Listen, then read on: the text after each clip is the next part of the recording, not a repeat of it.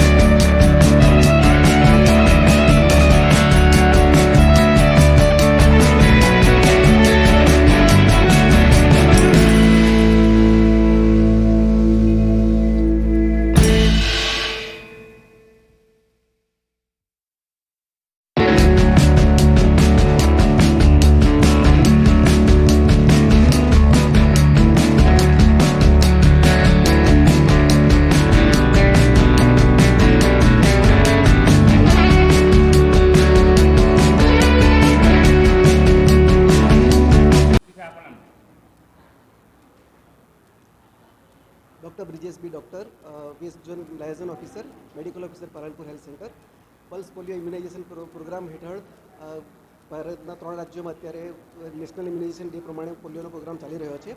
એ પ્રમાણે દરેક આપણે 0 થી 5 વર્ષના બાળકોને પોલિયોના ટીપા પીવડાવવાના છે।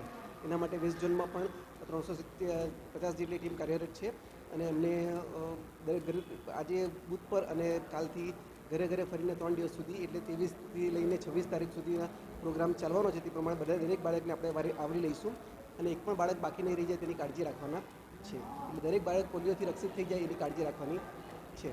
અને પલ્સ પોલિયો ઇમ્યુનાઇઝેશન પ્રમાણે આજે બૂથની એક્ટિવિટી છે અને કાલથી ઘરે ઘરે ફરીને પોલિયોની રસી પીવડાવવાની છે। અંદાજે વેસ્ટ ઝોનમાં લગભગ 50,000 બાળકોને આપણે રક્ષિત કરીશું પોલિયોથી અને એને માટેની કામગીરી આજથી ઘણી સરસ શરૂ થઈ ગઈ છે।